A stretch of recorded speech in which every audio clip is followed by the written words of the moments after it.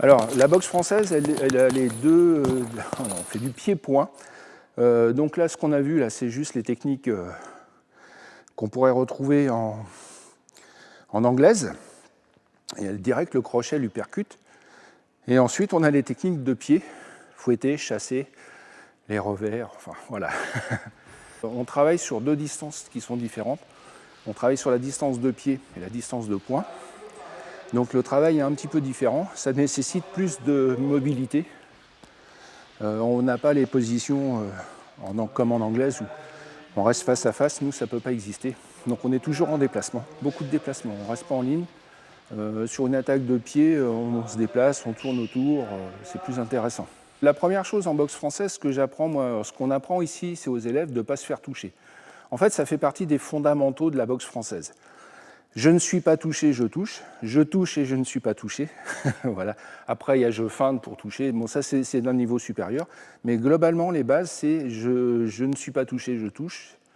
Voilà. Donc ça veut dire quoi? Je fais ma parade et je riposte. Rester face à face, se taper et tout ça, c'est pas du tout c'est pas la boxe française en fait. Voilà, donc on a toujours. C'est pour ça qu'on est très mobile, très agile, très mobile. Et puis, on peut dire ouais, c'est simple, mais il y a beaucoup de travail. Il y a du décalage, il y a du débordement, mais ça c'est l'aspect très technique. Moi, je trouve que c'est un sport hyper complet, quoi. En fait, au niveau voilà, souplesse, déplacement, le coup d'œil aussi. On travaille. Moi, je sais qu'aujourd'hui. C'est ce qui fait ma force, c'est le coup d'œil. Après, c'est les années de pratique aussi. Mais là, j'ai des élèves qui commencent à avoir un sacré coup d'œil et pour les toucher, il faut déjà déjà avoir pareil un bon niveau, quoi, comme eux. Dans une phase d'entraînement, il y a la partie échauffement. Après, il y a du technico-tactique, c'est-à-dire qu'on va dire, par exemple, sur une attaque de poing, on fait sa parade, on va faire une riposte en pied ou en poing. Donc ça, c'est des phases de répétition. La différence avec les arts martiaux, c'est que nous, on travaille systématiquement avec un partenaire et qui bouge. Donc on est toujours, c'est pour ça que je parlais de mobilité. Et ensuite, la différence, c'est que le but, c'est de toucher. D'accord. Donc quand moi j'ai pratiqué le karaté, et donc on a travaillé, faire des allers-retours en travaillant tout seul et dans le vide. Et après, on passe en phase jukumite, enfin combat, quoi, en fait, ou assaut.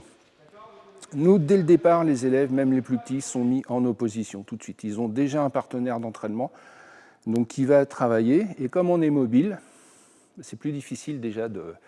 Voilà, on ne travaille pas comme les autres disciplines, très linéaires, très statiques.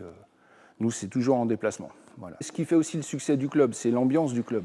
D'ailleurs, nous, tous les adhérents, les plus vieux, disent oh, je suis là parce qu'il y a une bonne ambiance. Voilà, quand on organise quelque chose, il y a toujours un petit côté festif, il y a toujours... là, on organise une petite compétition pour les jeunes, il y a toujours la petite récompense, il y a le petit mot sympathique, il y a toujours... c'est un sport qui est difficile, la boxe française, comme les autres boxes d'ailleurs.